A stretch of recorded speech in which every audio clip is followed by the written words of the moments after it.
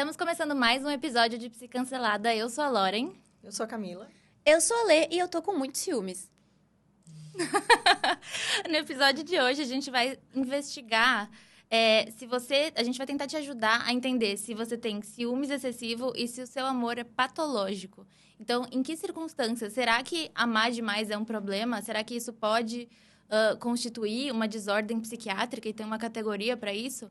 A gente sabe que uma das demandas clínicas mais frequentes nos consultórios de psicólogas é em relação a relacionamentos. Então, as pessoas sofrem muito por amor. Mas será que sofrer por amor é natural, é esperado? Ou será que o tanto que eu estou sofrendo por amor, por exemplo, já configura quase que uma patologia, como se você fosse dependente químico, né? Fazendo um paralelo com os outros tipos de dependência dessa pessoa com quem você se relaciona. Então, tem dois termos que a gente vai explorar, três, né? Um menos técnico, mas que a gente vai explorar ao longo do episódio, que é o amor patológico, o ciúmes excessivo e o que seria isso de ser dependente emocional de alguém. Fala que você tá empolgada aí para esse episódio. Por que você tá... Eu tô empolgada. Vira ampulheta enquanto eu conto uma anedota. Nossa, é verdade. Lá em 2000 e alguma coisa, não lembro quando, eu procurei um grupo de ajuda mútua, que é tipo um Alcoólicos Anônimos, mas ele se chama MADA, Mulheres que Amam Demais Anônimas. Isso não é uma anedota fictícia, eu realmente ia lá e chorava toda semana porque eu amava demais. Quem você amava demais, Letícia? Qualquer ser humano que eu estivesse me relacionando na época e tudo. Essa irmandade, não sei se eu posso chamar assim, mas esse grupo ele foi fundado baseado num livro que se chama Mulheres que Amam Demais. Não é um livro baseado em evidências, not at all, assim, quer dizer, não é de jeito nenhum. Mas é interessante porque a premissa que esse grupo tem é exatamente a questão de você perceber que você você não tem o que fazer. Qual é a palavra que eles usam aqui? Espera só um segundo. Você não é imponente. Inimputável. Não, você não consegue lidar com esse amor Incapaz. que você sente. Não é incapaz a palavra, eu vou achar depois aqui, eu acho. Mas assim, eu não consigo me livrar disso daí, é uma coisa que eu tenho. E elas trabalham toda semana contando os causos ali, né? Que é como funciona um grupo que segue os 12 passos do Alcoólicos Anônimos, mas eles têm, por exemplo, sei lá, o único requisito para ser membro de MADA é o desejo de evitar relacionamentos destrutivos, enfim. Tem vários, são 12 passos também. E, curiosamente, lembrando agora, se a gente for olhar os relatos imparcialmente, hoje em dia eu penso, tinha muita coisa patológica ali, muito border ali, né? É só de mulheres, o próprio nome já diz. Mas eu não sei, eu achei de bom tom começar com essa anedota, principalmente porque, com o meu diagnóstico de border e com a minha história de vida, eu passei muito por isso. Tanto o amor patológico, que a gente vai explicar mais ou menos o que é, quanto um ciúmes que, assim, não tem como dizer que estava na normalidade. Então, é um assunto que eu gosto muito, porque é uma coisa que eu aprendi a lidar ao longo da vida, mas foi motivos, talvez, dos meus maiores sofrimentos. Então, era isso para iniciar. Estou empolgada pra caralho. Eu acho que vale dizer que o ciúmes, ele é uma emoção que nasce com a gente, né? Tá biologicamente programado, a gente já nasce com diversas emoções, né? Como que a gente reage frente às situações, de acordo com o que aquela emoção identifica no ambiente. Então, assim, sentir ciúmes é natural de seres humanos. Sempre que existem daí alguns fatores, né? Alguns fatos que justificam a gente sentir ciúmes. Por exemplo, identificar que o meu namoro, né? Ou o meu relacionamento está em risco, está sendo ameaçado, por exemplo. Justifica a pessoa sentir ciúmes. Mas tem pessoas que sentem ciúmes de absolutamente tudo, né? E identificam uma ameaça que é muito da interpretação delas e não de algo concreto que está realmente acontecendo no ambiente, né? Então, por exemplo, meu namorado vai fazer um happy hour com a galera lá do escritório. Teoricamente, não existe nenhuma ameaça para o meu relacionamento dele sair para tomar uma cerveja depois do expediente dele.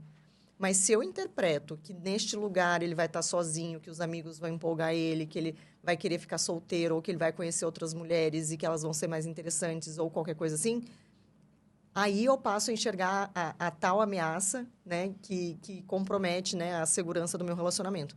Só que o que é mais curioso é que, provavelmente, essas pessoas elas começam a se comportar de uma forma tão controladora que acabam por levar o relacionamento a ficar tão sobrecarregado que acontece exatamente o que elas temiam, né? Que era a perda do relacionamento. É praticamente uma profecia autorrealizadora, Exato. Né?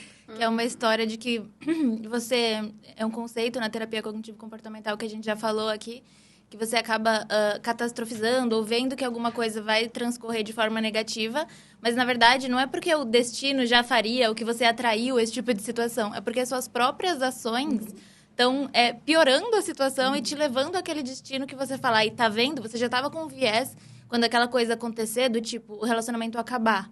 Você fala, tá vendo? Eu sempre soube que ele não me amava, eu sempre soube. Você confirma uma crença que você tinha em relação àquilo. E até eu tava pensando que você falou mais cedo sobre como, muitas vezes, o que a gente tem que fazer é não piorar assim, que problemas a gente vai ter na vida, mas que a gente precisa agir para não piorar, na palestra que a gente deu mais cedo. Se você quiser falar sobre isso. É a frase da Marcia, né? Que, às vezes, o segredo de uma boa vida não é tanto melhorar a vida, mas impedir de piorá-la. Porque é basicamente isso, né? A gente enfrenta problemas e situações aversivas ao longo da nossa vida o tempo todo. A depender de como a gente reage a todos esses eventos, a gente pode criar novos problemas, né? Então, assim, já tinha um problema de base que desencadeou uma crise. Se eu me comportar de formas que vai piorar isso, eu vou ter o problema de base mais todos os outros que eu criei que vieram em seguida, né? Então, é muito reparo para fazer, né? Então, eu acho que o ciúmes, ele entra muito nessa, né? No sentido de a pessoa... ela enxerga uma ameaça em absolutamente tudo que permeia, né, a vida da pessoa. Às vezes, tem gente que enxerga ameaça até com familiares, assim. Achei a palavra, impotentes. Desculpa, Camille. Mas, de fato, a gente... primeiro... Nossa, mas que difícil um tratamento. Não é um tratamento... Então, veja, vamos lá. Não se configura como um tratamento. E foi tratamento. muito bom você ter falado isso, porque o grupo de autoajuda, da mesma forma que o Alcoólicos Anônimos, Narcóticos Anônimos, não é um tratamento. A questão é que eles têm esses 12 passos e são pessoas que se reúnem de forma anônima e conversam sobre a vida. Então, você não fala seu nome, enfim... Pode até falar, mas assim, o grupo, o que tá ali não sai dali, né? E eles colocam esse tipo de coisa. Éramos impotentes perante os relacionamentos e que tínhamos perdido o domínio sobre nossas vidas. Então, é aquela coisa do um dia de cada vez. E o mais legal nesse grupo era ver pessoas totalmente diferentes, mulheres de diversas idades, diversos backgrounds, assim, diversos... repertórios. Histórias, como, sei lá, histórias de vida diferentes. Histórias de pano de fundo. Boa. E todas elas tinham aquele mesmo discurso. Se o meu relacionamento acabar, eu morro. Se o fulano olhar para o lado, é porque ele não gosta mais de mim. Então, era uma coisa muito interessante de ver. Você escuta na fala do outro e fala, caraca, eu sou bem parecida. Só que não é um tratamento, é um grupo de autoajuda, de ajuda mútua. Aliás, não é autoajuda, é ajuda mútua. Não tem o acompanhamento de nenhum psicólogo. E eles também têm uma questão de um pouco de caráter, assim, no sentido de que você tem que mudar. Então, até tem um juízo de valor. Mas, de qualquer maneira, era legal para mim. Porque, na época, era um escape que eu tinha para poder falar, sabe? Assim, eu vivo pelo outro. É muito complicado isso para mim. Então, me ajudou nesse sentido de ter fazer aquela catarse emocional, chorar e pegar nas mãos de todo mundo. A gente, né? Eu consigo sozinha e tudo. Mas eu acho que, assim... É uma boa alternativa para quem não tem outros meios para lidar com esse desconforto, né? Enfim, eu sei que são pessoas voluntárias que organizam. Lá em Curitiba também tem esse grupo, acho que tem no Brasil inteiro. Tem no Brasil inteiro. E eu super fazia terapia já, é que eu precisava demais, porque... E eu acho que o grupo, ele tem um potencial, assim... uma sinergia. Que eu acho que ajuda realmente, sabe?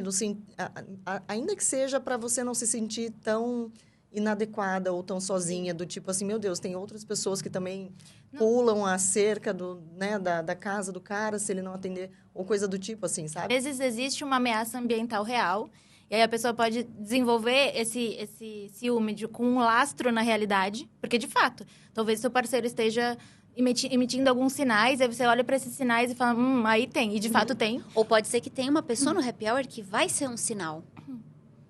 Desculpa. Não, mas eu não entendi. Que ele vai se relacionar futuramente. Não, é que ele não tá pretendendo nada, mas ele chega no happy hour e tem uma menina linda lá, opa, eu tô trabalhando com a minha mente ciumenta. É uma distorção cognitiva. Tá, eu tô tendo uma distorção cognitiva ao vivo aqui, nem ao vivo. É que eu tô sendo Leila ciumenta hoje. Tá bom. Mas enquanto você estava descrevendo isso, eu pensei que tem umas categorizações de ciúmes, que tem um teórico que estuda essa área do ciúme excessivo, que a gente pode começar conceituando. Ele fala que tem 3 tipos de ciúme: ciúme reativo, ciúme ansioso e o ciúme preventivo. No ciúme reativo, você tem ciúme quando o parceiro se envolve com outra pessoa, que seria meio que o justificado pelos fatos, né? No caso, existiu isso, então você sente ciúmes, elicia várias emoções do tipo, bom, se o contrato, pelo menos, era de uma relação monogâmica e a pessoa rompeu com isso, você tem esse ciúme reativo.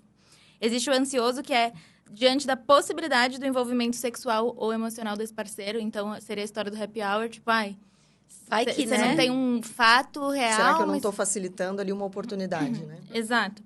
E o ciúmes preventivo, que tenta prevenir que o parceiro se envolva com uma terceira pessoa, que também é uma não linha... vai no happy hour, se for no happy hour eu termino. Tipo isso. E eu acho que a gente pode, então, começar com essa falando o conceito. Que tanto o ciúme excessivo quanto o amor patológico, então, na verdade, a gente sempre fala do famigerado DSM, que é o transtorno... eita!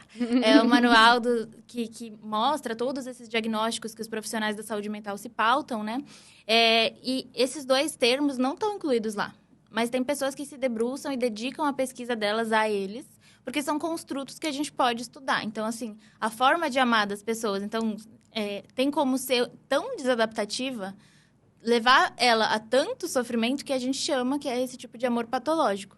E também o ciúme excessivo, que tem essas categorias que a gente falou, que é um ciúme... Os 2 são sentimentos super complexos, que o amor, no caso, pode ser fonte de muitas coisas maravilhosas, mas também podem ser fonte do maior... De crimes passionais, né? Exatamente, tem isso também. Então, eu só queria trazer a definição do ciúme excessivo, não sei se a gente define amor patológico também. Deixa eu falar o que eu estou consultando. Esse livro foi organizado pelo pessoal lá do IPQ, do Hospital da USP, que chama Psiquiatria, Saúde Mental e a Clínica da Impulsividade, porque apesar de não ser um diagnóstico formal, como a gente estava falando, ele é tratado como se fosse uma dependência comportamental. Então, seria essa dependência emocional que a pessoa pode ter do parceiro, e ela se manifesta com ou o amor patológico ou o ciúme excessivo. E aí ele tem 2 capítulos que fala sobre isso, fala sobre como é tratado, né? E o amor também, ele pode ser um amor que é, como a gente disse, adaptativo, saudável, fonte de prazer e felicidade na sua vida. E ele pode ser produtor de muito sofrimento.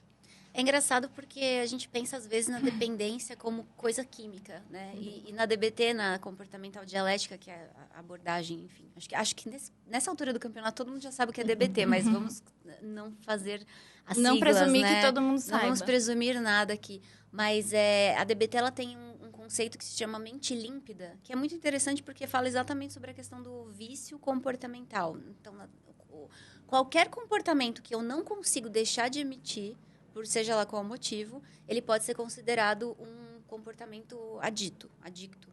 E, inclusive, adito e adicto, as 2 formas estão corretas, mas eu acho adito muito feio. Mas isso é um desabafo pessoal meu. Ok.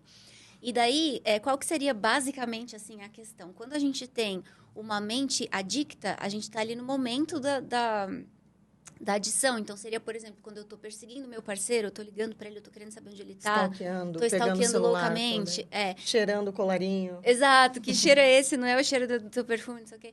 E daí teria o outro oposto ali, do outro lado, o outro extremo, que seria a mente limpa, que é quando você esquece que você já teve um problema com isso. Tipo, por exemplo, eu era muito ciumenta. Então, assim, mas hoje em dia eu sou tranquila. Então, não vou prestar atenção nisso, né? E aí, às vezes, nessa... A gente deixa de se fiscalizar. Se policiar, exatamente. Então, assim, eu não tenho mais problemas com isso. E, de repente, quando eu vejo, eu tô caindo em padrões de comportamentos antigos. Tipo, só dar um negocinho aqui. Então, todo comportamento você pode fazer esse exercício de separar. E a mente límpida seria o quê? Eu estou em abstinência do meu comportamento, então eu não estou agindo em cima do meu ciúme, ou de, sei lá, qualquer comportamento que eu tenha, mas eu não esqueço que aquilo já foi um problema. Eu sou sensível, né? A qualquer momento eu posso voltar a me sentir ali, vou voltar naquele comportamento. Que é um pouco disso que tem ali que eu falei dos preceitos ali das mulheres que amam demais. Se sentir impotente perante um negócio ali. Então, eu sinto meus ciúmes de um jeito tão forte que eu chego no meu ponto de quebra e não consigo não agir em cima dele, né? Então, essa mente límpida, a gente fala sobre ela no treinamento de habilidades, nas aulas extras, né? Sobre aula bônus. aula bônus. A gente fala também bastante, né? Uma das habilidades que não estão no cronograma padrão, mas que geralmente as pessoas pedem muito para a gente falar e a gente deixa como opcional para o último encontro, é falar sobre relacionamentos. Porque, às vezes, a gente precisa identificar relacionamentos que precisam ser terminados. E aí, existe uma diferença entre relacionamentos, obviamente, violentos, que têm violência física e que, de fato, coloca a sua vida, a sua integridade física em risco. Esses, assim, a gente nem questiona, eles precisam, de fato, ser terminados, porque não tem como remendar, né? Não tem como a gente manter ou melhorar um relacionamento desse tipo. Mas existem outros tipos de relacionamentos que a gente também precisa se atentar, de repente, que terminar o relacionamento é mais saudável do que se manter nele, que são os relacionamentos destrutivos. Que eles são um pouco mais sutis, porque não existe a tal da violência física, mas, por exemplo, te impedem de conquistar suas metas, né? De perseguir os seus valores, destroem tua autoestima, sabe? Então, esse tipo de relacionamento a gente também precisa identificar. Letícia, para. Meu Deus. Gente, mas posso só aproveitar a risada para falar um negócio muito legal para os caros ouvintes? Uma das coisas que eu tenho... A gente vai manter isso aqui? Vamos manter isso aqui porque é um desabafo importante. A gente brinca com os olhares e tal, mas uma das coisas que eu mais me orgulho na vida real, assim, então, tem várias, né? Só o fato de eu estar viva é uma delas e tal. Mas o fato de eu ter conseguido aprender a me relacionar sem ser a pessoa que eu era antigamente, gente, vocês não têm ideia. O meu negócio era assim, você quer ficar comigo? Tá bom. Rede social, não pode ter. Amigos? Não pode ter. Viagem com família? Só se eu for. É uma lista de regras. Mas, Lê, sabe uma coisa que eu fico super... Agora, eu não sabia que era assim. Mas a gente sabe que, né, atendo pessoas que são assim, enfim. O que mais me choca é saber que tem gente que topa. Tipo, ok, né? E aí... Eu tô junto. Tem gente que topa, mas normalmente quando você tá apaixonado, você engole uns sapos. E aí o que eu fazia? Eu destruía aos poucos o relacionamento por causa disso. Do tipo assim, eu era tão chata, mas tão chata que eu pegava uma vírgula, esse chá aqui, de quem que é? Que a pessoa começa a fazer o quê? Puta, eu tomei chá, mas eu não vou nem falar pra Letícia. Porque se eu falar que eu tomei chá, ferrou, azedou, né? Então, assim, é um controle comportamental que você tem que desenvolver muito difícil. Para mim, a ação oposta mais difícil é a do amor e a do ciúme. Porque o ciúme, eu queria indicar um livro, pausa, que se chama A Cura do Ciúme. Que é do como ele chama? Do Leary. E ele Robert Leary. E ele fala que o ciúme ele é um dos sentimentos mais difíceis que tem de a gente segurar, da gente domar, exatamente porque ele vem junto com uma gama de outras coisas, né? Ele tem muitas emoções secundárias, você fica com raiva, você fica com inveja, e ele tem muito pensamento ali junto. Então, não é um ciúmes assim do tipo, eu acho que vocês duas saíram e vocês não me ligaram porque vocês me odeiam. Então, quer dizer que, na verdade... E aí eu começo. Então, é um negócio que não é um sentimento do tipo susto. Tomei um susto, né? É uma coisa que você vai alimentando e ela vai virando um monstro. E quando você vê, você fala, nossa, essa pessoa deve me odiar muito, porque olha o que ela tá fazendo comigo. E quais são os fatos? Nenhum. E aí você fala, caraca, olha onde eu tô aqui, vou voltar pomada. É bem interessante, porque é quase um processo de recuperação, de reaprender a se relacionar. Né? Não sei se é porque eu sou filha única, eu sou bem ciumentinha, mas hoje em dia eu consigo... Isso é muito bom. Então, pode até deixar as risadas, se vocês quiserem, os olhares. Mas, Olê, deixa eu te perguntar. Né? Tendo se recuperado e agora conseguido manter relacionamentos mais estáveis, Tá. Você identifica isso como tédio ou... Porque o que acontece, que eu vejo muito, é que as pessoas, quando elas começam a melhorar desses sintomas, né? De ciúmes e coisa desse tipo, e aí entram em relacionamentos mais saudáveis, mais estáveis... Sente falta do elas drama. ficam pensando assim, nossa, mas parece que não tem paixão, Nossa, parece que falta um tempero, né? Eu não sei, tô bem entediada aqui, acho que a pessoa é meio enfadonha, sabe? Nossa, pra mim, eu não. Porque, inclusive, hoje eu sou muito resistente a ciúmes do outro. Eu fico maluca, porque, assim, é um inferno. É um negócio que, cara, se você não confia... nisso, sabe, assim, eu pra mim, não. Eu adoro um drama, adoro dar uma chorada, de vez em quando briga. Isso tudo, se não tem, se o relacionamento é muito pacífico, até posso pensar. Mas ciúme, não. Eu não tenho saudade nem de sentir e nem de sentirem de mim, porque também era um padrão que eu tinha. Se a pessoa não mostra que ela é doentia por mim, o que eu faço? Eu vou tentar... Não me ama. Não me ama, óbvio, ninguém me ama, né? Eu já começo daí. Mas assim, eu vou cutucar. Eu vou dar uma cutucada pra ver se ela reage. Não reagiu, não gosta de mim. Então, assim, eu já fui tirar satisfação com pessoas, já fui arrumar briga, uns negócios que era da minha cabeça. E os relacionamentos, eles vão sendo corroídos. Porque mesmo quando é uma coisa dos dois, vira um negócio tão doentio que você se afasta do resto do mundo. E aí acontece aquilo que eu sempre falo. Se o seu relacionamento é tudo que você tem, você perde e não sobra nada. Péssimo. E até um trabalho que a gente tem muitas vezes que fazer enquanto psicólogo é mostrar que há outras fontes de reforçadores na sua vida que não aquele único relacionamento. Então, muitas vezes a pessoa associa, por exemplo, e isso é frequente em casos que, às vezes, duas pessoas estão se relacionando, uma delas dá só migalhas de afeto para essa daqui, e essa daqui vai aceitando as migalhas de afeto porque ela acha que, meu Deus, tá me notando. Então, cada vez que vem uma migalha, ela fala, uau, ela me ama, e toma como prova que isso é uma demonstração de amor, e vai nutrindo esse amor, e fica criando essa dependência, de fato, afetiva, emocional desse outro. Só que, quando ela se vê sem receber nenhuma... Um dia não veio migalha, aí você fala, o que eu vou fazer da minha vida? Minha vida acabou, não tem mais, eu quero morrer, prefiro morrer do que passar por isso. Ou às vezes, nem chega a um pensamento tão extremado, mas existe uma queda do humor e uns pensamentos muito ruins em relação à sua própria vida.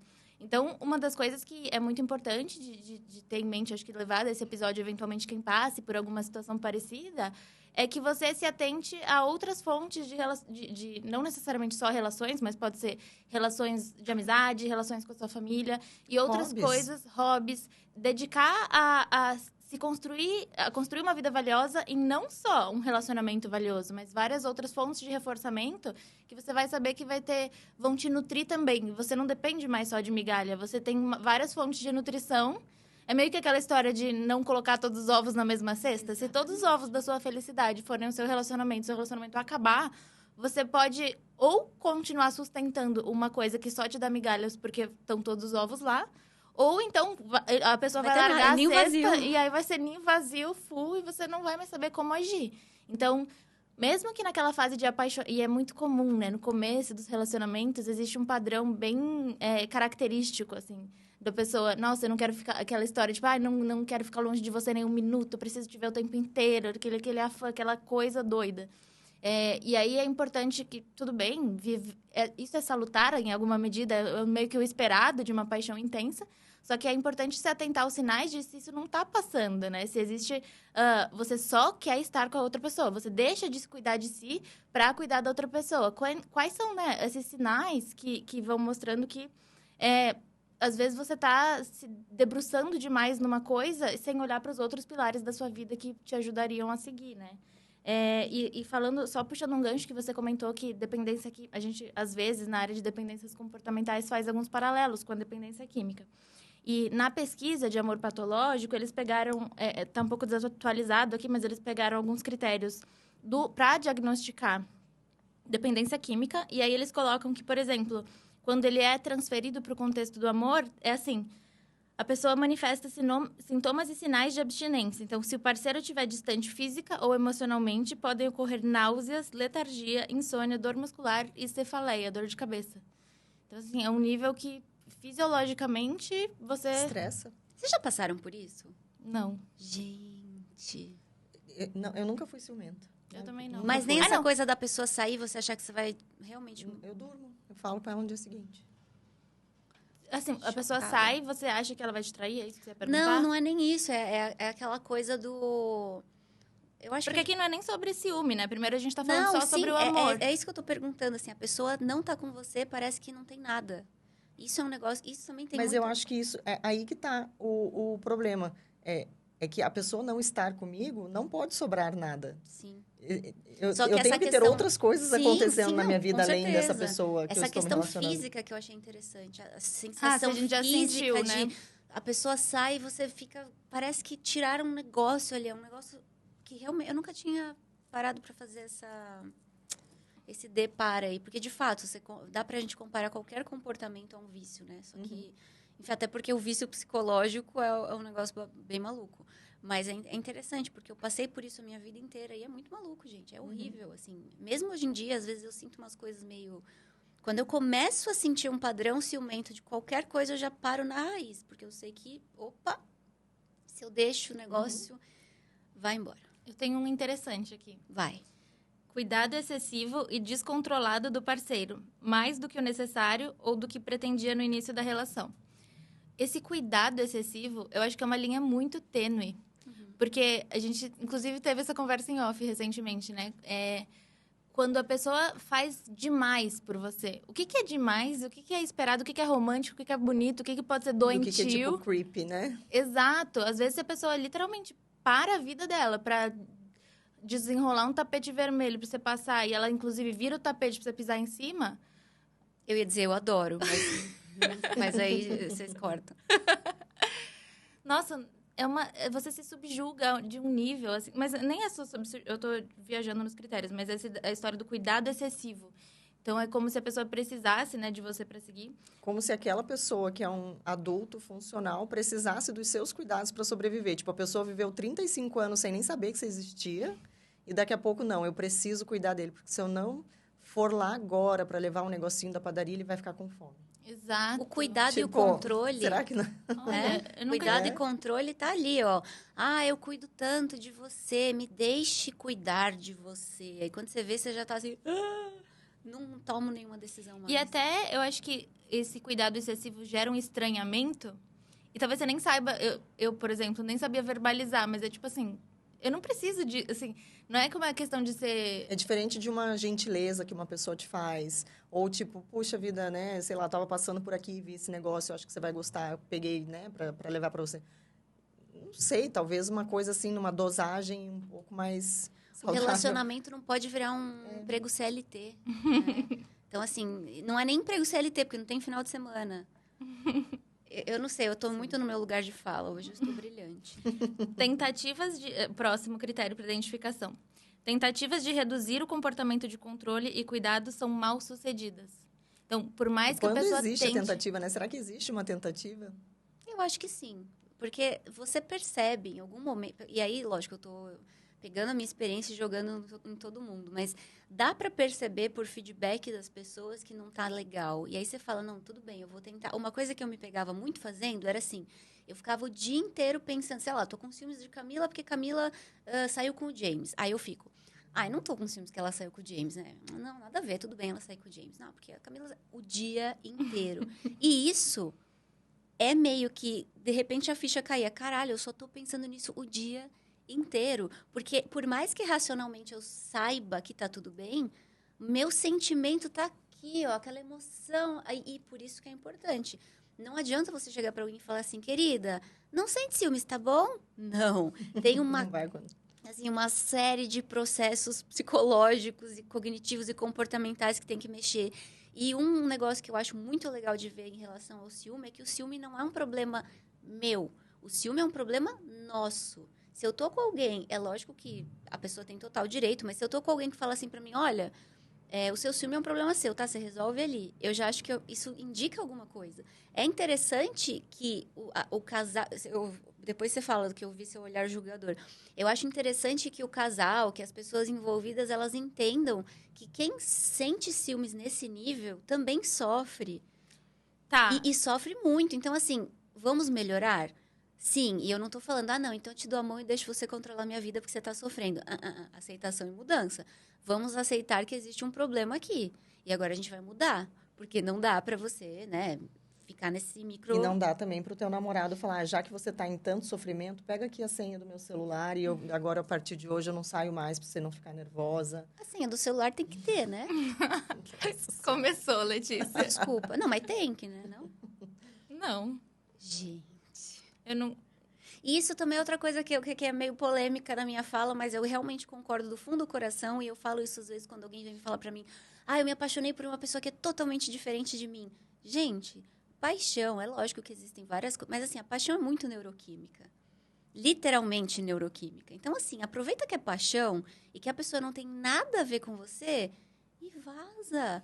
Não é, assim, eu não sei se é um jeito muito prático que eu tenho de viver a minha vida, mas imagina, Camila, eu me apaixono por você, a gente não tem nada a ver. Você vai querer viajar para acampar, eu vou querer ficar em casa. Cara, você não vai me passar sem o seu celular, eu já tô aqui. Não, mas Camila, desse jeito linda, maravilhosa, eu já não quero. É problematizável e cancelável a minha fala, mas assim, pode cancelar. Mas eu acho que a gente tem que também, porque, por exemplo, tem gente que assim, se você seguir fulano no Instagram é traição. Tem outras pessoas que não.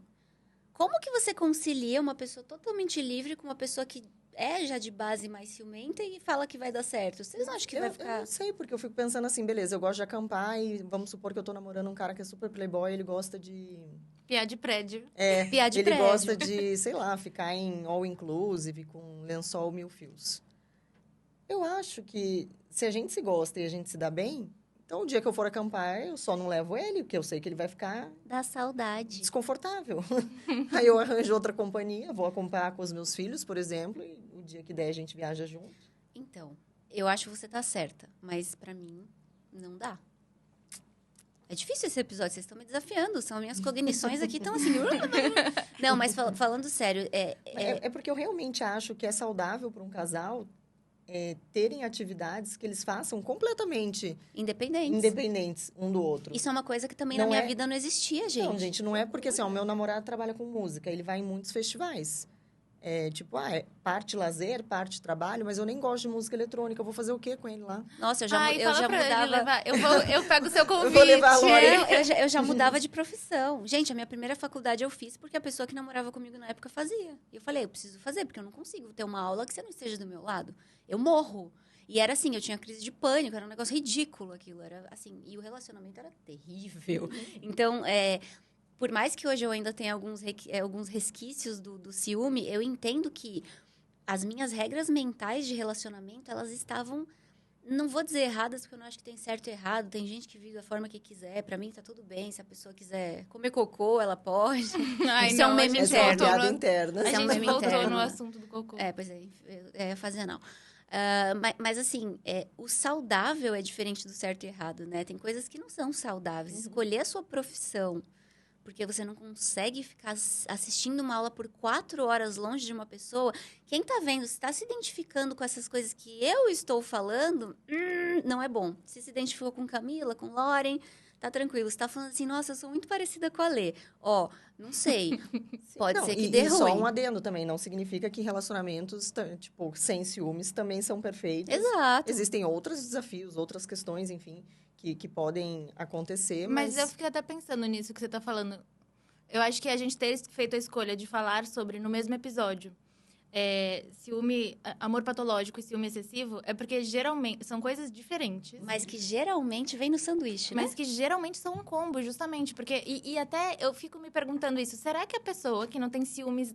É uma pergunta genuína, assim. Nunca parei pra refletir, não é um tema que eu estude tanto. Mas será que a pessoa que não tem ciúme nenhum, ela ama? E eu acho que sim. Porque eu sou muito, assim, muito independente. Tanto na minha própria vida. E eu não tolero que tenham ciúmes de mim. Porque eu tenho uma vida muito dinâmica. E, enfim, muito livre daquela do parceiro. Quanto ao contrário, assim... Eu acho que parte de uma confiança. E a gente tem essa crença no senso comum de que... Ah, não, mas ele é bonitinho, que tem algum nível... É uma frase que eu não sei exatamente, mas... Tipo, algum nível de ciúmes é bom Tem porque... que ter. É bom porque mostra que se importa. Será? Tipo, eu me importo muito. E já me importei em relacionamentos e não senti ciúmes, então... Mas, por exemplo, se você identificar que existe uma ameaça real para o seu relacionamento, é isso que desperta os ciúmes. Você não sente daí um negocinho, assim, do tipo... Entendi. Não Aí quero a gente tava falando daquelas... Eu até esqueci o Porque, nome. gente, todo mundo sente ciúmes. É uma emoção. A diferença é com que frequência, com que intensidade e de acordo com que tipo de estímulo que você está desencadeando isso, né? É óbvio que eu sinto ciúmes. Eu só não fico expressando o tempo todo porque tem coisa que é bobagem, assim, tipo... Mas se eu sentir que meu relacionamento está ameaçado, é claro que eu vou ficar mais vigilante. Que eu acho que o que seria mais saudável é aquela história do conceito que a gente falou mais cedo do ciúme reativo. Então, sim, existe uma ameaça real, você reagiu ao estímulo que mostrou que, muito provavelmente, tem alguma coisa de errado no seu relacionamento. Porque se você não se importar, assim, de jeito nenhum, não tá nem aí, o mundo tá acabando, o relacionamento tá acabando, você não tá nem aí também, aí é um sinal de indiferença, que aí é a outra ponta do espectro que a gente tá falando. Mas só pra gente seguir, tá todo mundo muito faladeiro nesse episódio, eu amei. Eu tô com muita coisa pra falar. Mas eu tenho 2 coisas também. Tem uma lista de perguntas que depois a gente pode fazer entre nós também. Será que a gente trouxe a mesma lista? Continua. É do IPQ? Não. Ah, então não. Mas pode ser, bom. Pode ser parecida. Mas tem umas... Tem algumas questões que você, assim, não significa que você vai se diagnosticar, Não até é um porque isso teste não é um diagnóstico, psicológico. não é um teste psicológico. Mas são algumas questões que acendem alertas que a gente pensou que pudessem... Eu pensei, porque cada uma fez seu roteiro, né? Não sei. Que pudessem ser úteis pro ouvinte, que a gente podia responder entre nós para ver se a gente precisa tratar nosso amor patológico e nosso ciúme excessivo. Mas antes, eu queria só terminar os critérios de identificação que a gente estava fazendo aquela relação, né? Entre o amor patológico e uma dependência química. O outro é controle excessivo das atividades do parceiro, gastando a maior parte do seu dia e trazendo prejuízo nos âmbitos familiar, social, educacional, entre outros. Isso acho que a gente meio que já cobriu. Abandono de atividades pessoais importantes. De novo, com o objetivo de permanecer fisicamente ou emocionalmente na vida do parceiro. Gente, eu sou... Hoje em dia... Por isso que eu falo que é real quando eu falo que eu tenho orgulho mesmo. Porque é um negócio, cara. A gente se orgulha de você também. Ah, Sim, que amiga. bom. Senão eu ia ficar com ciúme, não, né? Não dá pra... Eu já sei, eu tô na mente ciumenta. Tô na mente ciumenta. Apesar de haver crítica dos problemas pessoais, emocionais e familiares, o indivíduo tenta manter-se no relacionamento. Isso é um negócio muito interessante também. Todos os red flags ali, você não. Não, tá tranquilo. Vou ficar. O mundo inteiro ali, e você não. Então bora para as perguntas? Vocês querem? Topam? Eu ia falar sobre... Bom, tá, as suas perguntas são sobre o amor? Amor patológico. Tá, eu tô com algumas sobre os ciúmes. A gente pode fazer como se fosse um teste da Capricho. Galera, não estamos fazendo um teste psicológico de diagnóstico pra porra nenhuma. Inclusive, nem é um diagnóstico o negócio. Prossiga. Então tá, para avaliação do amor patológico, algumas seguintes questões são relevantes. 1. Você gasta tempo... Não, nem tem mas eu quis falar um. Você gasta tempo excessivo tentando controlar seu parceiro ou parceira, como perguntando onde ele vai, com quem está e quando volta? Sim. Não. Fala porque tem gente que não vê o vídeo. Sim. Tá bom. Não, mas não é um tempo excessivo. Eu só quero saber onde a pessoa tá, sempre. Tá, ok. eu vou repensar. Silêncio de reprovação. Não, tá. Tudo bem. Próximo. Quando você e seu ou sua... Sempre que eu falar seu, vai poder ser seu, sua, enfim. Quando você e seu parceiro brigam ou ficam sem comunicação, você costuma sentir insônia, taquicardia ou sudorese? Sim. Não. Nossa, se eu brigo e não consigo falar com a pessoa, não consigo dormir, não consigo comer, não consigo fazer nada. Tá, talvez eu ainda tenha algumas coisas pra resolver na terapia. Eu penso, putz, eu vou dormir. Nossa, gente. Eu geralmente vou dormir também e no dia seguinte eu confiro se chegou alguma mensagem. Eu já virei noites em claro, assim... Nossa, hoje em dia menos, mas ainda assim, se brigar comigo e sumir, cara, minha mente vai pra lugares terríveis. Nossa. Não que eu fique super confortável também, mas faço o quê, né? O que Então, eu é posso isso que eu fazer? falei. Eu falo, putz, não tô feliz com a Gente, situação, mas... eu quebro a casa toda. Não é que eu vou dormir pleníssima, assim, eu vou dormir chateada, eu fico triste, eu fico repassando o que pode ter acontecido, onde que errou, você relê as mensagens. Mas talvez não a gente fico, faça uma escala não aqui, fico... né? Uma escadinha. Eu acho que a gente é uma escala. Eu sou, assim, 0, a Camila 50, a Não, Letícia eu me 100. importo, mas eu não fico, assim, nesse desespero de... Preciso falar agora, resolver agora. Até porque eu sou a favor das pessoas, elas diminuírem a intensidade da emoção que elas estão sentindo. Vamos supor que a gente brigou, então estamos os dois chateados, ou os dois tristes, ou os dois brabos. Vai cada um para um quarto. A minha ideia é sempre assim, vamos todo mundo baixar a poeira, vamos dormir, amanhã a gente se fala, quando a gente estiver mais calmo. E, tipo, não fico ali insistindo para definir a... A pergunta é exatamente, se você me fala isso, tudo bem. Lê, amanhã a gente vai conversar. Tudo bem, agora você desliga na minha cara e some, acabou. Pra mim, acabou. Porque brigam ou ficam sem comunicação. Se você avisa pra mim, Lê, eu vou te dar um gelo de 12 horas. Aí Mas quem faz isso? Deveria. É o stop. Deveria. Tipo, eu tô brava, não vou falar com você por 12 horas, tá bom? Aí eu fico, tá bom, põe 12 horas no cronômetro e bora. A hora que der 12h01, oi, tudo bem? Então. Aí vou voltar pra terapia amanhã. Amiga, tá grave. Tá grave. Você consegue diminuir ou controlar a atenção e o cuidado que você presta ao seu parceiro? Sim. Sim. Ok, olha. Eu tô virando gente grande. Já deixou de fazer coisas ou estar com pessoas que eram importantes pra você antes do relacionamento pra priorizar os interesses ou atividades escolhidos pelo seu parceiro? Direto. Sim. Porque, assim, eu acho que é aquilo da concessão que a Camila falou, do exemplo do acampamento e dos 5 estrelas lá, tipo... E, de novo, eu acho que já fez alguma dessas coisas uma vez na sua vida, ou eventualmente, sempre que a gente tá falando em saúde mental, em transtornos, né, ou enfim, coisas que beiram transtornos, a gente tem que pensar na intensidade, frequência e nível de prejuízo funcional pra sua vida. Eu acho que nesse caso também é a questão do não conseguir dizer não, né? Do tipo, hoje é aniversário da minha avó. Não, mas eu não quero que você vá, estou em casa. Então eu não vou no aniversário da minha avó para ficar assistindo você assistir o filme. Eu acho que é um pouco do não conseguir não ir. Não sei se eu falei meio enrolado, né? Não, deu pra entender. Tá. Você, não é uma escolha. Você não tá escolhendo, tipo, vamos no seu hotel. Você tá tipo, sim, senhor, vamos no hotel. Porque... É como se você não pudesse fazer de outra maneira, ou não né? quisesse, né? Você mantém o seu relacionamento mesmo se ele trouxer problemas pra sua vida pessoal ou familiar? Não, já mantivemos muitos, né? Sim, Hoje em dia, acho eu que manteria. Ai, gente, depende, né? Se ele impede, se é um relacionamento que impede você de... Como que é a frase? Se ele trouxer problemas pra sua vida pessoal ou familiar. Imagina, gente. Dependendo do problema... Eu já, bastante, mas... Agora não. Dependendo do problema, eu acho que eu ainda preciso de mais terapia. Prossiga. Sim. Você costuma esperar ou acreditar que seu ou sua parceira possa mudar para melhor ou se tornar alguém próximo ao par ideal para você? O milagre, né? Não, eu vou dar jeito nele. É isso. Mas sabia que, não, assim, eu acho que parte do meu processo de amadurecimento, assim, envolveu muito isso.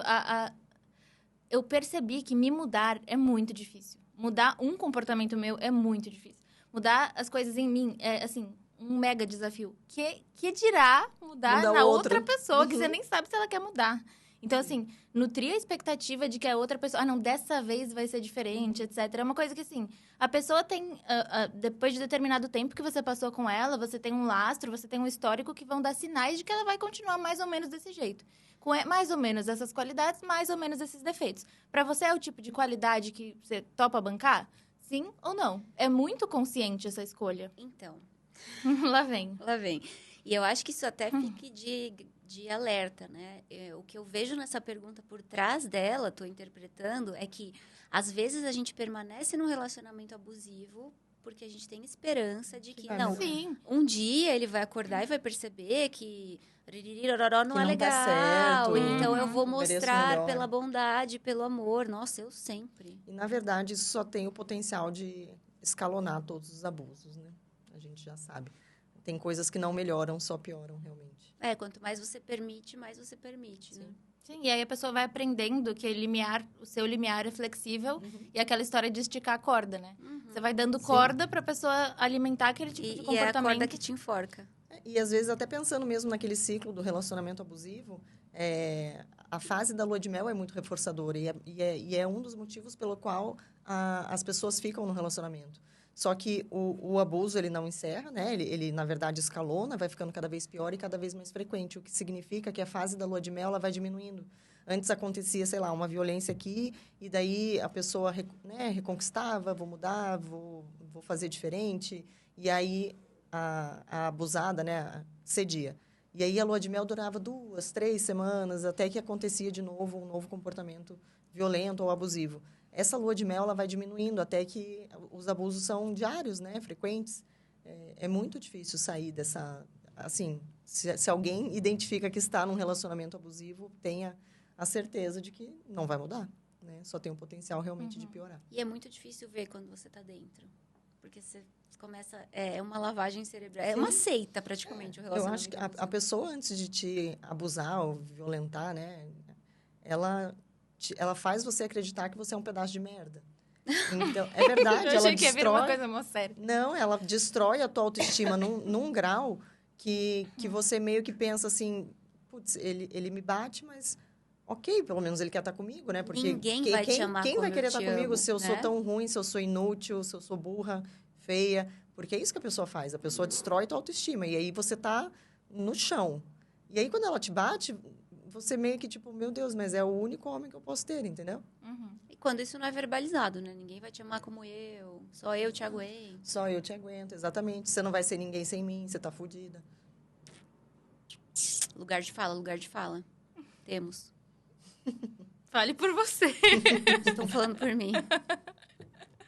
Ai, Mas, eu amiga, tenho cada precisamos- lugar de fala. Precisamos falar sobre isso. Sobre os meus lugares de fala, péssimos lugares. Pode falar da compulsão Eu alimentar falei e da- eu posso falar do comer transtornado e do border, eu posso falar. A gente pode falar de... Nossa, Se a gente tem... Eu e a Camila não, mas se somar meus diagnósticos e o da A Letícia, gente a pode gente tem falar conteúdo. praticamente... A gente chega no episódio 100 e ainda não terminou. Ai, que bom, amiga. Repertório aí. Que bom, né? A gente chora agora ou A depois? gente chora depois pra todo Mas- mundo achar que tá tudo bem. Retoma a frase de Adriano, meu Deus. Ariano Quem é Suassuna. Adriano? Ariano Suassuna, em redor do buraco que beberam. Não é essa. Ela ama essa frase. Não é. É Mas vocês viram que ocasional. existe, né? Eu vi que ela mandou a frase pra gente que ela não superou. Não, não é isso. É, tudo que é ruim de passar é bom de contar. Eu sei que você discorda, mas eu acho que dá pra gente extrair dessas histórias, enfim, trágicas, né? Que a gente fala brincando, até porque a gente já tem um nível de... Às vezes o humor é um subterfúgio pra você fingir que tá tudo bem, não tá, ok? Mas às vezes tem questões que a gente de fato já cicatrizou e consegue lidar, então a gente fala brincando. Mas às vezes você consegue transformar a sua história de sofrimento. Eu, por exemplo, gosto de... Vou usar um termo psicanalítico. Sublimar. E existe um conceito na psicanálise, apesar, enfim, né? De todos os pesares que a gente vem levantando nos últimos tempos, que é... Eu acho que é 100% dos episódios ela dá uma cutucada na psicanálise. Sim. Mas eu tô Mas usando hoje- um conceito. Hoje ela tá Ah, amiga, soprando. sua linguagem corporal denunciou tudo. A gente é da DBT. Nossa, o que eu fiz? Conta aí. Não, o jeito... Eu não vi essa malícia. Eu acho que, apesar eu dos acho que você ia falar de pesares, uma coisa tipo, boa. o apesar dos pesares já é tipo, que bosta. Eu tô interpretando. Ah, legal. Mas foi uma boa interpretação, era isso mesmo. Porque, que eu tava né? pensando. Mas, enfim, o que eu ia dizer é que sublimar é a ideia de que você pode transformar alguma coisa, bem grosso modo, tá? Mas, enfim, transformar uma coisa que era produtora de sofrimento e essa, entre muitas aspas, energia ou essa coisa que estava dentro de você em arte ou em alguma coisa socialmente produtiva, em alguma coisa que seja, de fato, construtiva e não destrutiva. Então, existe aquela angústia que ela pode ser tipo um novelo e aí você vai e faz alguma coisa bonita a partir dela. É tipo água evaporando? Não sei, você põe água líquida e ela sobe em vapor. Você sublimou, não é? Tipo assim, você pega uma dor sua. Eu tô tá, fazendo uma tá metáfora com a física. Isso, física. É isso que chama. Tá, me avisa Enfim. quando você terminar suas perguntas do amor, que eu tenho as do ciúme. Mas eu também tenho pergunta do ciúme. Ah, não, do ciúme é o que eu vou fazer. Mas eu quero. Não, a do ciúme é o que eu vou fazer. Você pensa frequentemente que seu parceiro pode ser infiel? Amiga, você tá fazendo a despeito do meu pedido? Gente! Tá bom, eu aceito. Que recalcada. Nos relacionamentos saudáveis a gente tem que ceder. Eu tô amando esse episódio. Na verdade, esse só pra contextualizar, eu peguei esses questionamentos aqui do livro A Cura do Ciúme, que é o meu livro favorito, que fala sobre ciúme em específico, porque ele é um livro pra leigo, que é um livro que abraça você e fala, tipo, tá tudo bem, cara, a gente sente ciúmes desde o tempo das cavernas, né? Lembrando que, porque algumas teorias tentam explicar o porquê do ciúme. É importante que eu garanta que o meu filho é meu, no caso de um cara, né? O meu filho é meu mesmo, porque eu vou cuidar dessa criança, eu quero pôr meu gene pra frente de um jeito como é que fala? Evolutivo, isso. Então, é importante que eu coloque meus genes pra frente, então outros machos que chegam perto da minha fêmea, gente, não é heteronormatividade, é só... Antropologia. Pelo amor de Deus, tá? Não me cancelem por causa disso. Enfim. Então, é importante que eu saiba que aquela prole é minha. Já no caso da fêmea, ali das épocas das cavernas, é importante que o meu parceiro me cuide. Porque eu vou ter um filho, eu vou estar mais vulnerável. Vai estar mais vulnerável para predador. E aí dizem que... Não vai conseguir sair para caçar. Exato. Então, assim, o ciúme teria uma explicação evolutiva. No entanto, hoje em dia, dizer assim, homem sente mais ciúme sexual e mulher mais ciúme afetivo, na sociedade que a gente vive hoje em dia, não necessariamente, porque, né, enfim... Mas, por que eu estava falando tudo isso? Por causa do questionário que a senhora... Só um adendo, tem uma explicação muito parecida com essa num livro da Regina Navarro Lins, que é A Cama na Varanda. Vocês já leram? Não. É bem legal. É bem legal. Ela fala bastante sobre relacionamento aberto também, né? Fala muito. Mas ela fala sobre a Vamos construção fazer um do episódio de relacionamento. relacionamento, de, tipo, monogamia versus não monogamia? O livro dela Vai ser trata incrível. muito essa construção do amor romântico, porque ela Sim. fala que antigamente não existia amor romântico. Era meio que todo mundo da mesma tribo, e as crianças nasciam, e todo mundo criava, tipo, o filho era da aldeia ali, entende? Não tinha esse negócio de você é minha mulher e a gente só, né, só transa um com o outro. Sim, o casamento existia. como um contrato que veio Isso. depois. Então, ela conta como que foi acontecendo esse negócio do amor sendo construído ao longo do tempo. E ela conta essa história Ah, legal. do porquê que a mulher não podia transar com outros Sim. homens, porque o homem, né, o marido, tinha que ter certeza que os filhos que nascessem daquela união eram dele. Daí a gente coloca a política no meio. Porque, de fato, casamentos entre famílias... Nanana, e a questão da religião, onde tem o Familhinha. casal, a familhinha... Olha quanta coisa que meio que o ciúme, ele tem essa questão de... é evolutivo, é uma emoção e tal. Mas a nossa história humana... não antiga, Social né? Mas mesmo. assim, história social também tem toda essa questão dos ciúmes. Filmes sobre isso, a questão da religiosidade do casal ter que ser fechado. Hoje em dia se fala muito em relacionamento aberto. E aí, como é que fica a questão do ciúme? É um tema que eu gosto bastante. Só para fazer um quote aqui do livro que eu estava falando e que a Letícia trouxe essas diferenças de gênero, né? Quando a gente está estudando epidemiologia, na verdade não é uma doença, mas enfim, a manifestação desse tipo de comportamento, às vezes a gente faz análises enquanto cientistas, para de fato entender, tipo, quando que isso acontece, como, com quem. E aí, com relação às diferenças entre gêneros, a teoria evolucionista afirma que as mulheres sentem mais ciúmes diante da infidelidade emocional do parceiro. Isso é, quando esse homem se envolve... Quando este se envolve afetivamente com uma terceira pessoa. Os homens, por sua vez, sentem mais ciúmes diante da infidelidade sexual, caracterizada pelo envolvimento sexual do parceiro. Porque tem que garantir que a prole é minha. É isso aí. Então, e isso da ausência afetiva da outra pessoa, talvez pegue mais para as mulheres por conta... Claro, tem toda a história que culturalmente isso foi se transformando, existem vários outros tipos de formas de se relacionar, mas a tendência talvez seja essa, porque é aquela sensação de quem vai cuidar de mim. Vocês Então, sentem mais ciúme sexual ou afetivo? Afetivo, com Afetivo, certeza. com certeza. nenhum. Amiga, você tá sendo cancelada ao contrário. Afetivo, nossa, com certeza. Afetivo. Mas se eu tivesse que escolher... É. A pessoa que tá com você vai numa balada e transa com alguém no banheiro aleatoriamente. Tipo Chico. Tipo quem? Eu não peguei referência. Vocês não pegaram a referência? Não peguei. O Chico da Luísa Sonza. A gente... Esse episódio nasceu... Gente, vamos falar sobre isso. Foi assim, ele pegou uma menina no Não, banheiro mas o do bar. episódio nasceu por causa disso? A gente falou assim, a gente Gente, que gosta babado. de trazer temas que estão em voga, porque a gente acha importante. Eu lembro dessa Aí a gente falou, conversa. nossa, será que a gente vai comentar o caso da Luísa Sonza? Eu não fazia ideia do que estava acontecendo. Eu ainda não sei. Exato. Aí as minhas irmãs, que são minha fonte de fofoca, comentaram e falaram da história do Chico, da Luísa Sonza, chorando na Ana Maria Braga, blá, blá, blá. Aí a gente falou, será que a gente tem que falar sobre isso? Mas já passou o timing, porque Já a gente é passou. muito atrasada. E aí a gente falou, não, mas a temática em si rende muito assunto. Então, querendo ou não, voltamos pro Chico. Então, voltamos pro Chico, que tá lá na balada e comeu uma pessoa. Gente, que feio. Cometeu o coito. Tá, eu prefiro... Ele cometeu o coito. Eu acho que ela Transou com a piorou. tiazinha ali.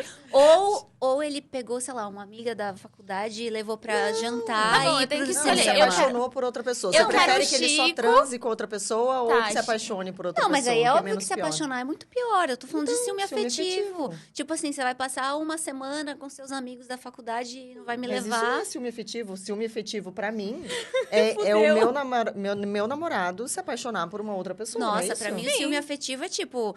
A pessoa vai no cinema com um amigo e não me chama. Meu Deus, Nossa, Letícia. amiga. Isso é patológico. Nossa, gente, eu queria sair dessa mesa. Perguntas que não podem faltar na investigação do ciúme excessivo. Você pensa frequentemente que seu parceiro pode ser ou é infiel? Não. Não, eu só tô escutando, eu não vou responder dessa vez. Vai sim. Às vezes. Sim ou não? Frequentemente, não. Olha, amiga, tô orgulhosa de você. Frequentemente, não. Hoje em dia, não. Ah, tá bom.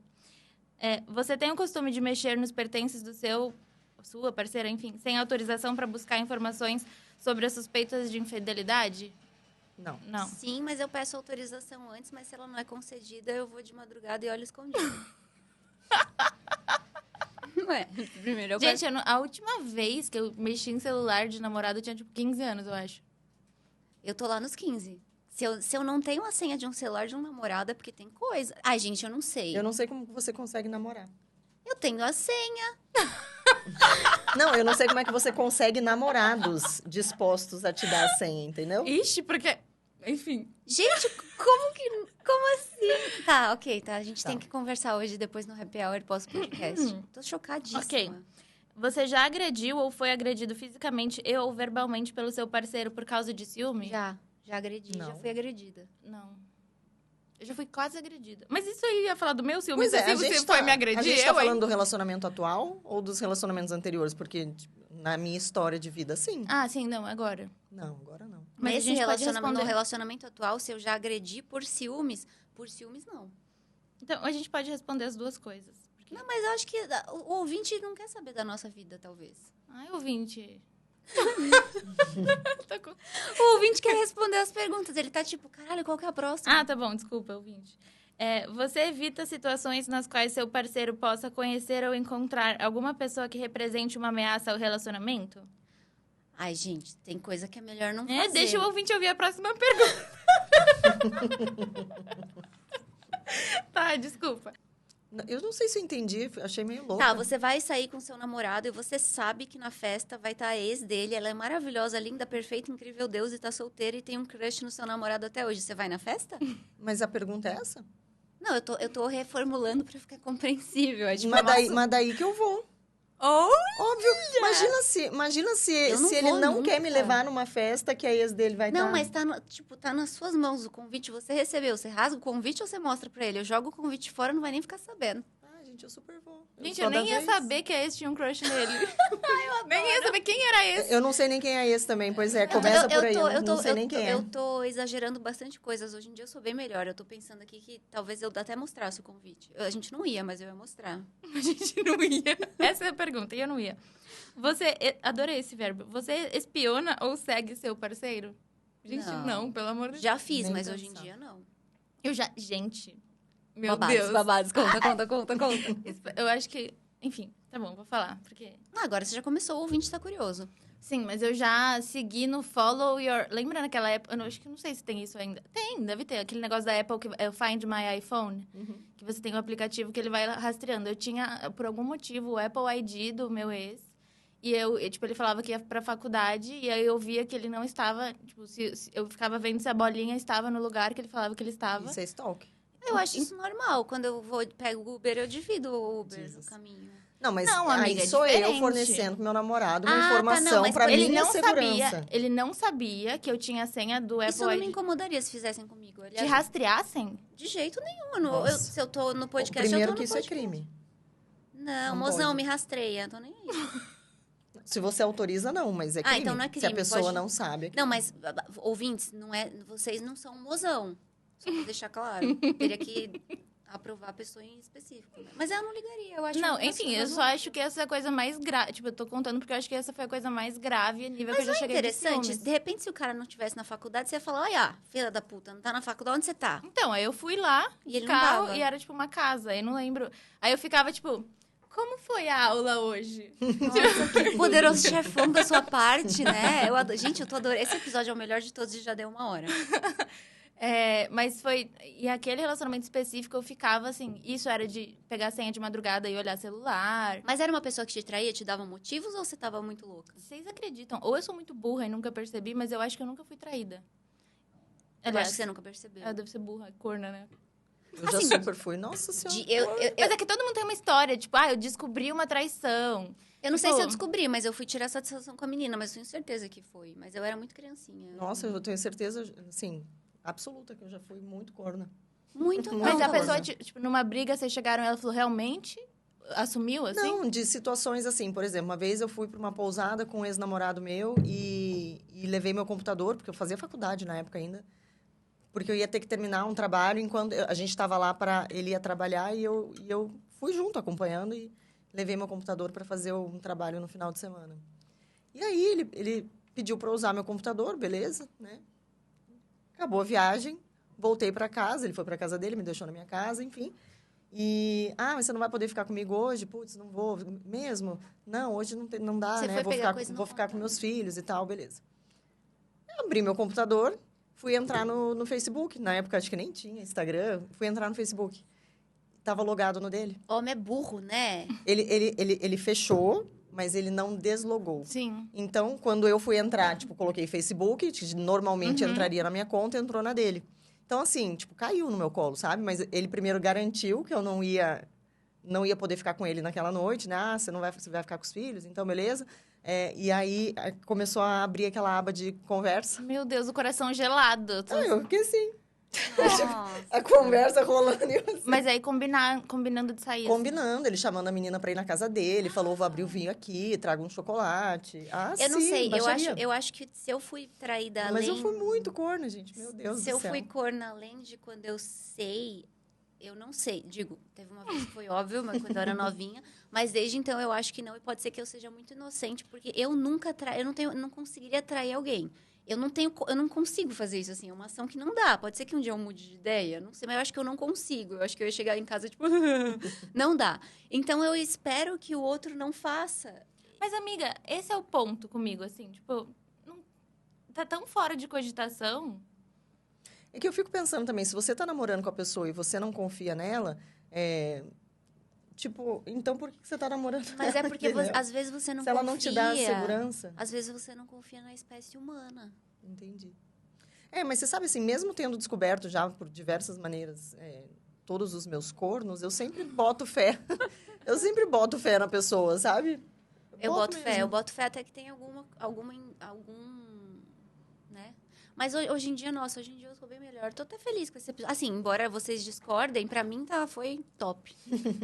A gente pode ir acabando? Porque... Pode, eu ia Sim. ler as perguntas, mas não me deixaram. Então, comprem o livro ou leiam o livro. Não, comprem. Não vou indicar pirataria, foi feio, né? Corta essa parte. Comprem o livro A Cura do Ciúme, que tem algumas questões aqui que o cara... Só posso um pouquinho, por favor? Tá bom. Você responde nunca, raramente, às vezes, frequentemente, sempre. São perguntas do tipo... Questiono meu parceiro para saber o que está acontecendo. Pergunto com quem que ele está. Interrompo conversas com o sexo oposto ou com o mesmo sexo, no caso de um casal do mesmo sexo. Me afasto... do mesmo gênero, sei lá.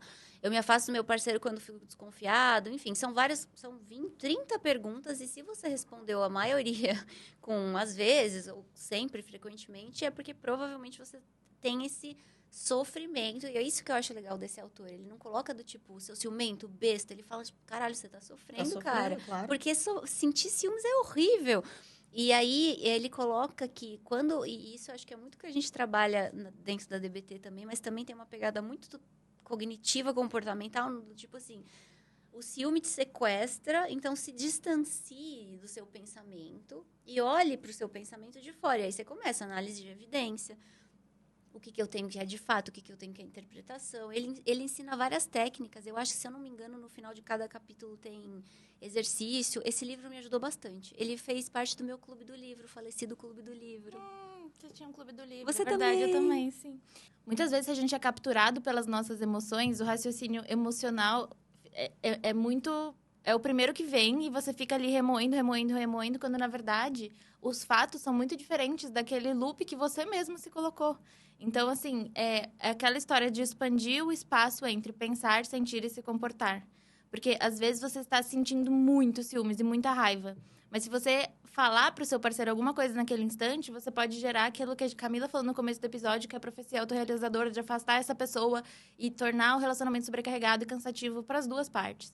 Então, por mais que o ciúme seja legítimo e um sentimento sobre o qual, inclusive, é bom conversar, e às vezes ele indica alguma coisa, né? Os sentimentos sempre são sinais pra gente, tentar expandir esse espaço entre pensar, sentir e se comportar. Então, às vezes, se você olha para esses ciúmes de uma forma mais... como se fosse de Lógica, fora, mais você racional. tenta se olhar como um cientista de si mesmo. Nossa, eu estou sentindo isso. Sim. Então, aí, às vezes, até a emoção se modifica se você pensa de uma outra forma sobre essa situação, né? Você pensar sobre a emoção, às vezes, baixa a carga dela. Não, eu ia dizer que você falou que os sentimentos, eles indicam coisas, mas, às vezes, eles indicam mentiras também. Também, não pode confiar cegamente, né? Porque indica alguma coisa? Indica, mas o que ele indica? Às vezes indica que você tá muito louco. E dependendo da tua crença, pode ser que você ache que por você estar com essa sensação... Tipo, eu tenho tanta certeza esse pensamento que tem tão coisa. forte, meio que você pode usar isso para justificar que a sua Exatamente. intuição, né? Enfim, então não cai nessa armadilha aí. Para fechar o episódio hoje, eu queria trazer uma citação, porque eu tô lendo um livro do Machado de Assis, A Mão e a Luva. Esse, na verdade, é uma edição que tem vários contos e romances dele. São 3 volumes, e eu sou apaixonada pela escrita dele. E aí, quando a gente ia fazer esse episódio, eu li a frase e falei, meu Deus, tem tudo a ver. O livro começa com um cara super desiludido, assim, romanticamente. E aí, é assim, eu vou começar lendo o comecinho do primeiro capítulo. Mas que pretendes fazer agora? Morrer. Morrer? Mas que ideia! Deixa-te disso, Estevão. Não se morre por tão pouco. Aí o Estevão fala, morre-se. Quem não padece essas dores não as pode avaliar. O golpe foi profundo e meu coração é pulsilânime. Acho chiquérrima essa palavra. Por mais aborrecível que pareça a ideia da morte, pior, muito pior do que ela é a de viver. Ah, você nem sabe o que é isso, né?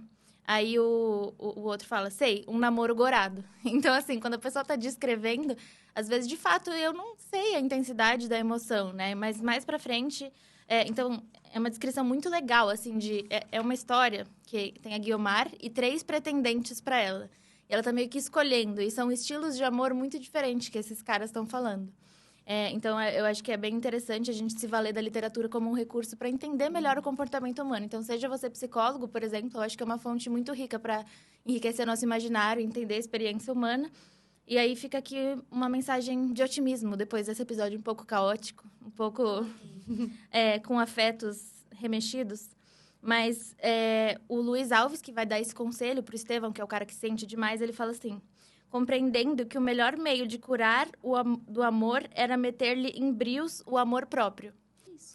Mas, enfim, só quis trazer esse quote para mostrar que não existe uma fórmula mágica, uma receita para se livrar dessa dependência. A gente sabe que é um sofrimento, apesar de todas as brincadeiras que a gente sempre faz, a gente sabe que são sofrimentos genuínos, mas a gente também acredita muito que uma forma de você ir se desvencilhando dessa dependência é você cultivando outras formas de você se reforçar, de ter uma vida valiosa.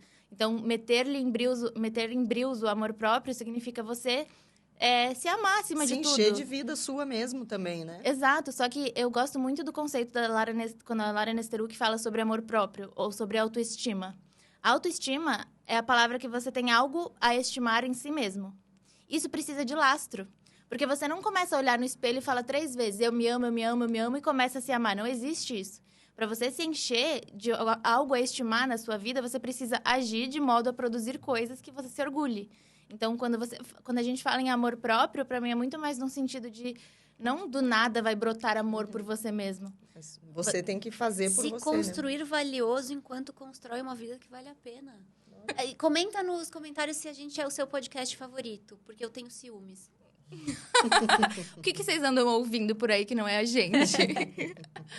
É isso, gente. A gente espera que você tenha gostado. Certamente essa discussão renderia mais horas de podcast. Sim. Se você ficou até agora, deixa aí nos comentários se você é ciumento, se você não é, se você gostou do podcast, se você quer que a gente faça mais sobre assuntos de relacionamento, porque a gente sabe que é um tópico aí que mexe com muitos corações.